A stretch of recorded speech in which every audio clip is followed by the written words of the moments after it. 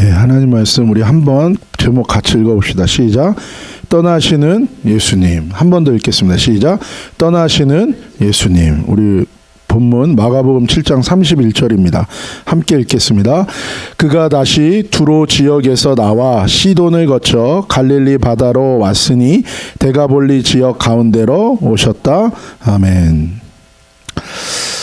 예수님이 우리 지난주 우리 지도를 같이 봤는데 이 지도를 보면은 예수님께서 그 가버나움과 게네사렛 그 갈릴리 지역에 계시다가 갑자기 백성들을 떠나시죠. 그래서 두로로 가십니다. 그 두로에서 페니키아의 그 여인을 베니게 여인을 만나죠.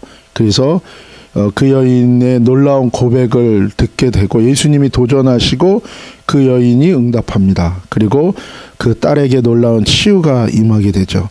그리고 나서 오늘 말씀을 하시는 거예요. 그래서 예수님이 어떻게 여행을 가셨다고 나옵니까? 이 두로에서 다시 더 북쪽으로 올라갔어요. 시돈으로. 그리고 그 시돈에서 다시 뭐예요? 먼 길을 돌아서 시리아 쪽으로 해가지고 먼 길을 돌아서 데가볼리까지 내려오신 거예요. 왔던 길을 다시 오지 않으세요. 예수님 왔던 그 길에서 또 많은 사람들을 만났겠죠. 예수님이 더 북쪽으로 올라가서 더 멀리 돌아서 건너편으로 갈릴리 바다 출발하셨던 건너편으로 오시는 이 여행을 우리가 이 지도를 통해서 확인할 수가 있는 거예요. 우리가 나눈 것처럼 예수님께서 이렇게 멀리 떠나셔서 멀리 돌아오신 이유가 뭐라고요?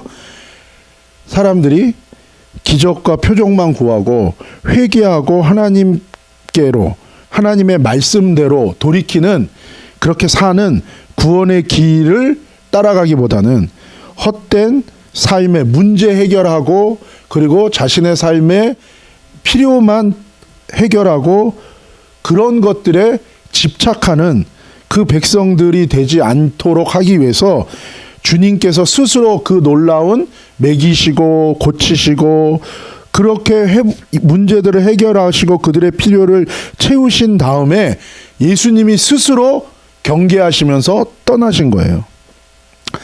성경에 보면은 하나님께서 항상 우리를 먼저 찾아오시는 그 하나님이시죠. 그런데 성경에 보면은 때로는 하나님께서 찾아오시고 우리에게 가까이 오시고 먼저 말씀하시는 하나님의 모습도 있지만 이렇게 오늘 우리가 본문에서 발견하는 것처럼 떠나시는 예수님의 모습처럼 어떤 하나님의 모습도 우리에게 말씀하십니까? 우리에게 침묵하시는 하나님도 말씀하세요. 그리고 또 어떤 하나님도 계세요? 심지어는 그 백성을 떠나시는 하나님에 대해서도 나오고 있어요. 첫 번째로 하나님께서 침묵하실 때가 있다는 거예요. 우리 창세기 16장 15절에서 17장 1절까지 한번 같이 읽겠습니다. 시작. 하갈이 아브라함의 아들을 낳음에 아브라함이 하갈이 낳은 그 아들을 이름하여 이스마엘이라 하였더라. 하갈이 아브라함에게 이스마엘을 낳았을 때에 아브라함이 86세였더라. 아브라함이 99세 때에 여호와께서 아브라함에게 나타나서 그에게 이르시되 나는 전능한 하나님이라 너는 내 앞에서 행하여 완전하라. 아멘. 한 가지 특징은 여기서 아브라함의 이름이 뭐라고 불려요? 아브라함이에요. 그러니까 아직 그에게 새 이름을 하나님이 주시지 않았다는 거예요. 요한계시록에도 보면 뭐예요? 너희가 이기는 자에게는 내가 새 이름을 준다 그러죠. 아직 아브라함이 의로 여기시는 그 믿음으로 거듭난 건 아니에요. 그 증거가 뭡니까? 그를 통하여 새 생명이 태어나야 되는 거예요. 이것이 우리에게는 어떤 영적인 의미가 있어요? 우리가 주님을 알았고 은혜를 받았지만 우리에게서 거듭난 새 생명, 우리가 거듭나는 그 주님 위로부터 나는 그 생명이 내게 오는 것은 또 다른 의미라는 거예요. 그냥 우리가 교리적으로 정리한 것처럼 논리적으로 나에게 임하는 게 아니라 실제로 완전히 주께 속한 자가 되고 그 온전한 회개에 이를 때에 주님께서 뭐예요? 의로 여기시는 그 믿음이 우리에게 주어진다는 거예요. 근데 여기 보면 아직도 아브라함은 아브라함인 거예요. 그런데 이제 이 사건을 통해서 이제 그를 주님께서 바꾸시는 거예요. 그런데 여기 보면은 몇 세 때였다고요? 이스마엘을 낳았을 때가 86세요. 그리고 다시 주님이 찾아오셔서 그에게 말을 하셨을 때가 언제예요? 99세. 그러면은 몇 년입니까? 13년이에요. 하나님께서 아브라함하고 13년 동안 뭐예요? 말씀을 안 하신 거예요. 아브라함하고 단절하신 거예요. 하나님이 침묵하신 거예요. 하나님이 고개를 돌리셨어요. 아브라함이 하나님의 언약을 믿지 못하고 아내 사라의 말을 따라서 하갈에게서 이스마엘을 낳은 후 13년간 하나님은 아브라함에게 침묵하신 거예요. 이 유대인들에게 이 13이라는 숫자는 고난과 시련을 의미합니다.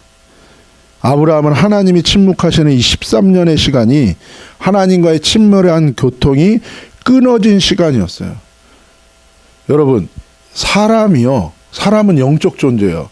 그러니까 이 사람이 영적 존재라는 거는 사람 자체가 영적인 존재로서의 능력과 뭐 이런 것을 의미하고 그런 영적 능력이 있고 영적 존재로서의 하나님의 형상을 닮은 존재로서의 가치와 능력과 기능적인 것을 얘기하는 것도 있겠지만, 인간이 영적 존재라는 건 뭐예요? 그렇게 지으신 이유가 뭐예요? 영적인 하나님과 뭐예요?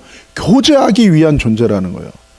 모든 생명의 근원이 하나님께로부터 주어지는 거예요. 내 삶의 모든 것이, 조성된 모든 것이 하나님께로부터 오는 거예요. 그 얘기는 뭐예요? 그 하나님과 연결되지 않으면 우리는 필연적으로 불행할 수밖에 없고, 그러면 우리는 필연적으로 목마르고, 우리는 배고프고, 우리는 고갈되고 갈증나는 인생일 수밖에 없다는 거예요.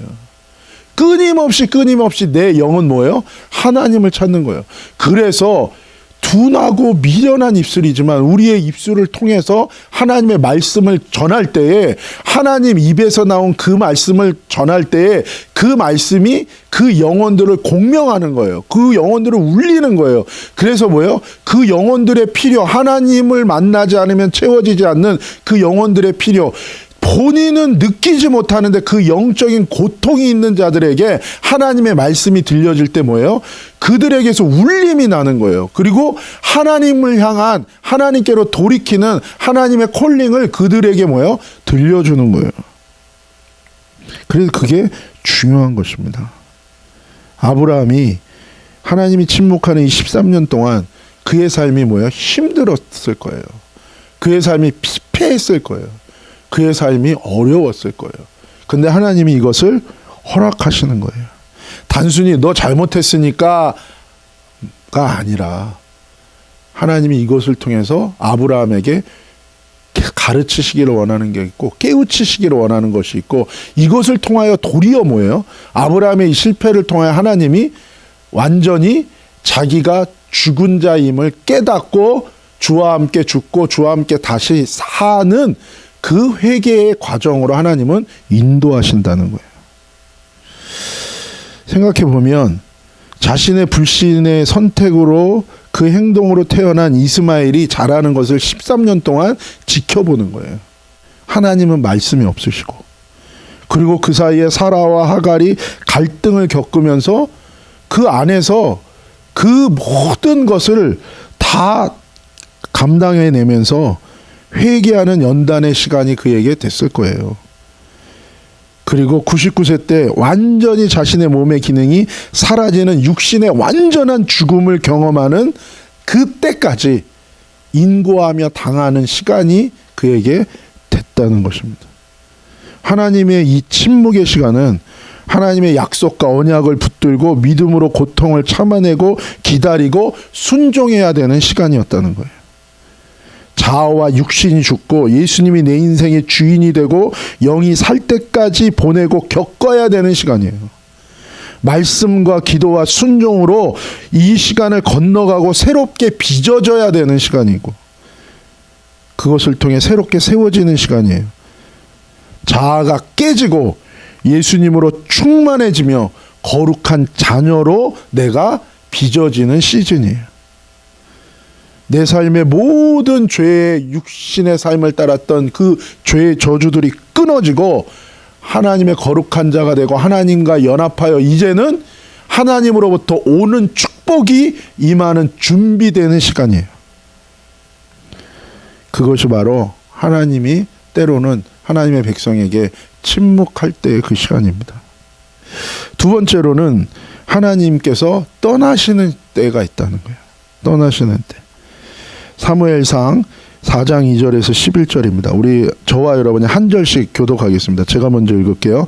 블레셋 사람들이 이스라엘에 대하여 전열을 벌이니라. 그들이 싸우다가 이스라엘이 블레셋 사람들 앞에서 패하여 그들에게 전쟁에서 죽임을 당한 군사가 4,000명 가량이라. 백성이 진영으로 돌아오매 이스라엘 장로들이 이르되 여호와께서 어찌하여 우리에게 오늘 블레셋 사람들 앞에 패하게 하셨는고 여호와의 언약궤를 실로에서 우리에게로 가져다가 우리 중에 있게 하여 그것으로 우리를 우리 원수들의 손에서 구원하게 하자 하니 이에 백성이 실로에 사람을 보내어 그룹 사이에 계신 만군의 여호와의 언약궤를 거기서 가져왔고 엘리의 두 아들 홈니와 비느하스는 하나님의 언약궤와 함께 거기에 있었더라. 여호와의 언약궤가 진영에 들어올 때에 온 이스라엘이 큰 소리로 외치매 땅이 울린지라. 블레셋 사람이 그 외치는 소리를 듣고 이르되 히브리 진영에서 큰 소리로 외침은 어찌 됨이냐 하다가 여호와의 궤가 진영에 들어온 줄을 깨달은지라. 블레셋 사람이 두려워하여 이르되 신이 진영에 이르렀다 하고 또 이르되 우리에게 화로다. 전날에는 이런 일이 없었도다. 우리에게 화로다. 누가 우리를 이 능한 신들의 손에서 건지리요. 그들은 광야에서 여러 가지 재앙으로 애굽인을 친 신들이니라. 너희 블레셋 사람들아 강하게 되며 대장부가 되라. 너희가 히브리 사람의 종이 되기를 그들이 너희의 종이 되었던 것 같이 되지 말고 대장부 같이 되어 싸우라 하고 블레셋 사람들이 쳤더니 이스라엘이 패하여 각기 장막으로 도망하였고 살육이 심히 커서 이스라엘의 보병에 엎드린 자가 3만 명이었으며 하나님의 궤는 빼앗겼고 엘리의 두 아들 홈니와 비느하스는 죽임을 당하였더라. 아멘. 2절에 보면 블레셋과 이스라엘의 전쟁 중에 첫 전투에서 기선제압을 당해요. 하루에 몇 명이 죽었어요? 4,000명이 죽었어요. 여러분 지금도 4,000명이라 그러면요 이거는 그냥 한 2개 사단이 전멸한 거예요. 되게 작은 숫자가 아니에요. 엄청난 패배예요. 그냥 일방적으로 얻어 터진 거예요. 그냥 살육을 당한 거나 똑같아요. 그러니까는 그냥 첫 번째 전투에서 기선을 제압한 정도가 아니라 그냥 완전히 무너진 거죠. 그랬더니 3절에 이스라엘 리더들이 전쟁에서 진 이유를 의아하게 생각해요.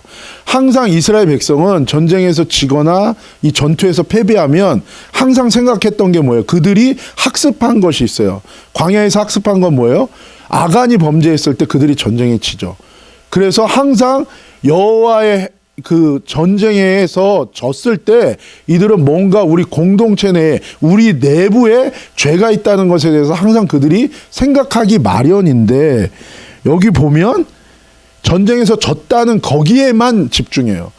이 이스라엘의 리더들이 전쟁에서 진 이유를 하나님 앞에서 자신을 돌아보는 걸로 생각하지 않고 단지 전쟁에 진 것 자체에 대해서 생각하는 거예요. 마치 뭐예요? 하나님 왜 나에게 이런 일이 있습니까?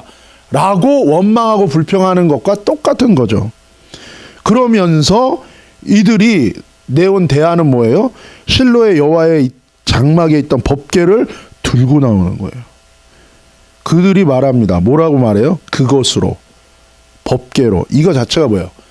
하나님을 얘기하는 게 아니라 하나님의 것을 수단화하고 이용하는 거예요.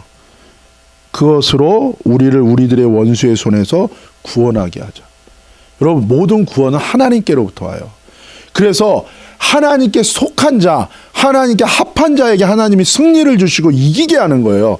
요한계시록의 마지막 때의 주제도 다 뭡니까? 이기는 자가 되는 거예요. 그 이기는 자가 되는 것은 무엇입니까? 예수께 속한 자, 어린 양의 뒤만을 쫓아가는 자에게 허락할 때에는 그 결과인 거예요. 근데 이들은 뭐예요?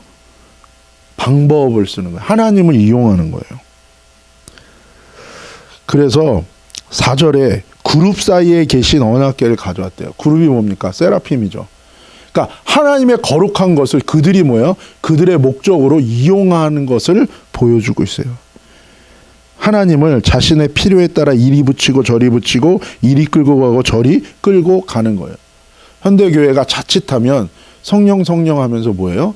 성령님 이용하고 갖다 붙이는 거예요. 하나님의 이름을 부르지만 하나님 이때 역사하소서, 역사하세요 라고 얘기하면서 정작 그 하나님께 복종하지도 않고 그 하나님 말씀대로 따라가지도 않고 순종도 하지 않는 것과 똑같은 모습일 수 있다는 거예요. 그리고 그 언약궤와 함께 엘리의 두 아들 홈니와 비느하스도 함께 있다고 얘기해요. 그들은 타락한 범죄한 자들이었어요. 거룩한 하나님의 궤를 자신의 필요에 따라 이용하고 범죄하고 타락한 제사장들이 그것을 운영하고 있는 모습이에요. 사람들의 하나님을 향하지 않고 자신의 필요와 자신의 이익에 집중하는 그런 사람들의 필요, 그건 엄청난 종교성이죠. 거기에 타락하고 자기만을 추구하는 그 타락한 제사장들, 완벽한 조합이죠. 이게 어디서 또 나와요? 사사시대에 나오는 거예요. 하나님 그들이 뭐예요? 왕이 없는 거예요. 하나님 왕으로 여기지 않아요. 그러니까 뒤에 보면 사사시대에 여러 가지 타락한 모습이 나오다 뒤에 보면 뭐예요? 한 젊은 레위 제사장을 1년의 연봉 주기로 하고 데려다가 자기 집안의 제사장으로 쓰는 거예요.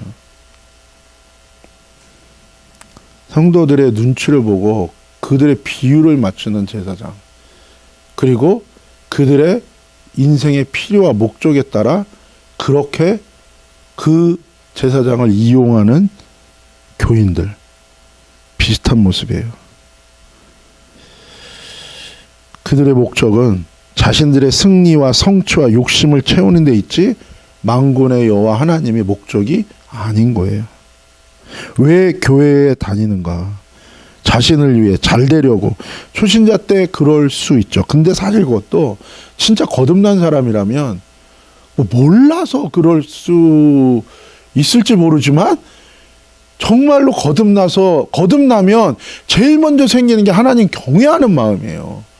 하나님 두려워하는 마음과, 그래서 하나님을 존중하고 하나님이 우선순위가 되고 하나님을 사랑하는 마음이 생겨요. 그리고 하나님의 사랑을 깨닫고, 예수님의 그 사랑을 깨닫고.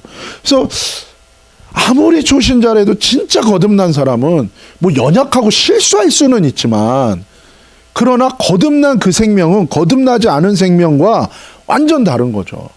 내가 내 의지로 믿는 것과 정말 내가 하나님께 돌이켜서 그 진짜 회개가 일어나서 하나님께 속한 자에게 온 그 믿음을 가진 거하고는 완전 다른 거죠.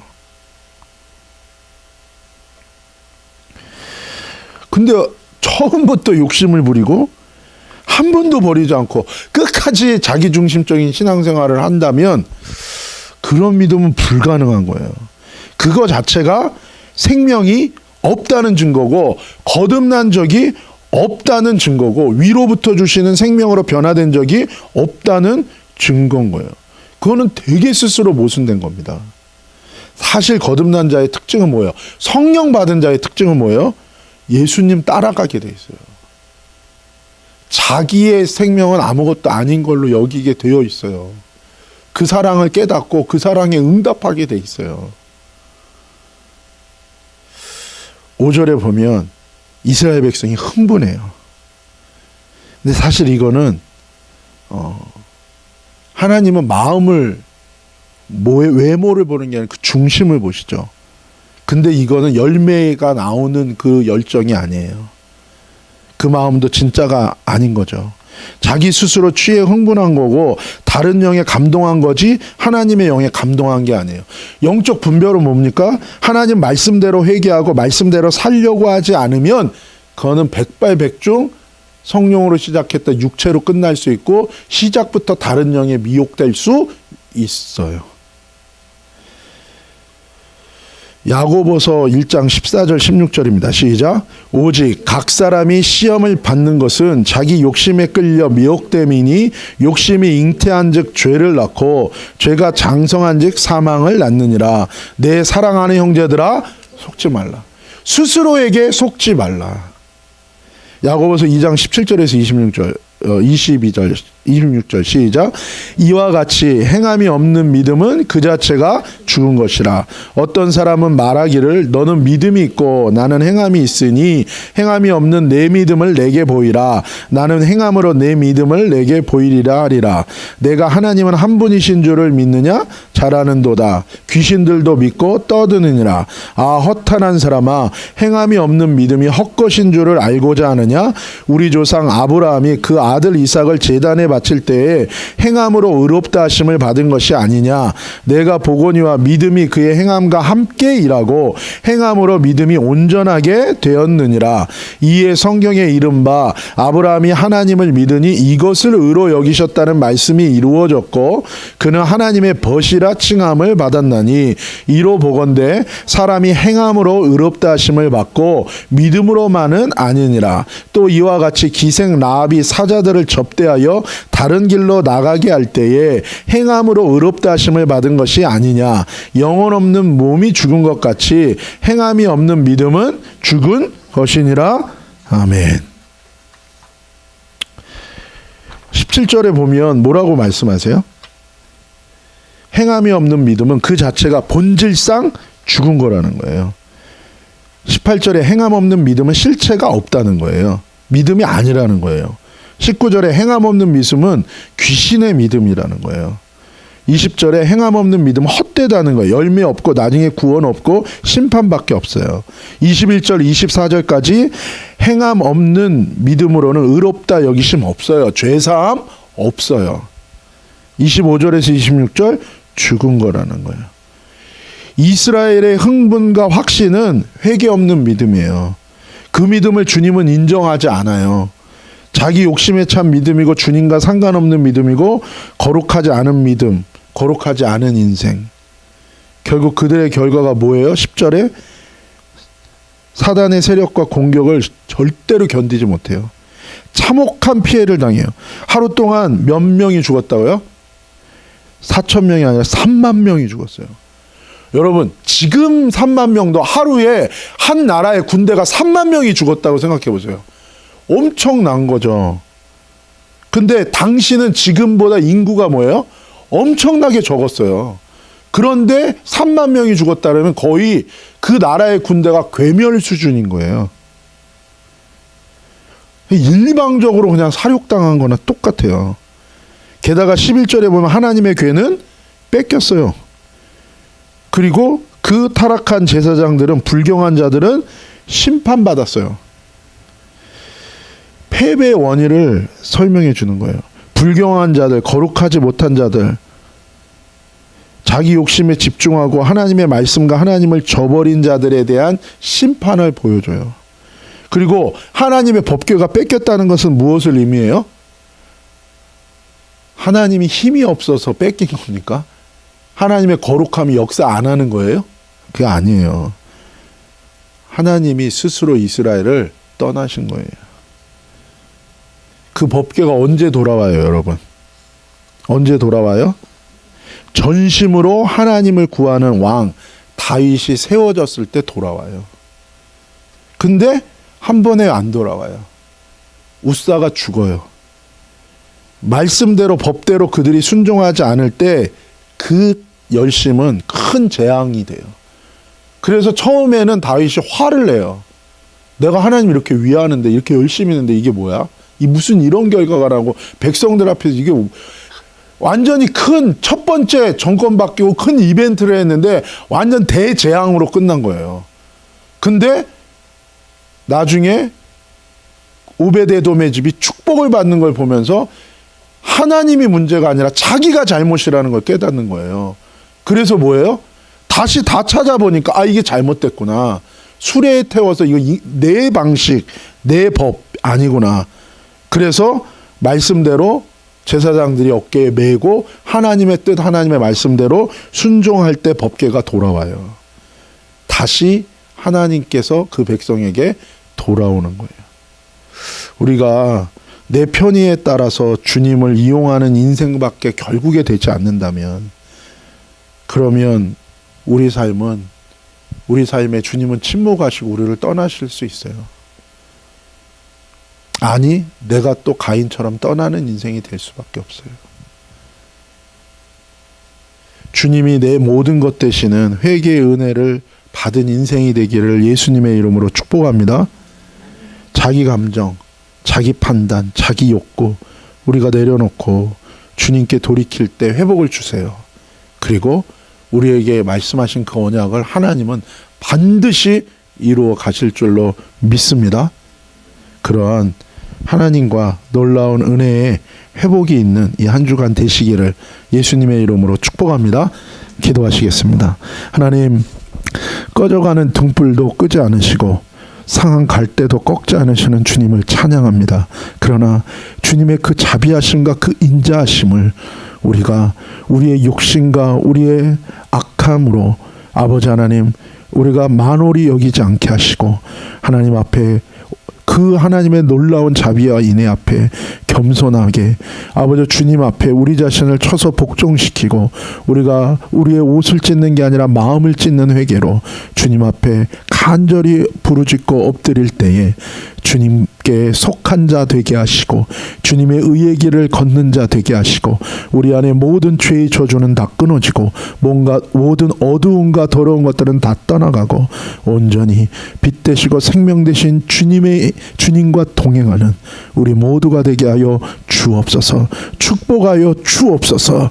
거룩하신 예수님의 이름으로 감사하며 기도 올리옵나이다. 아멘.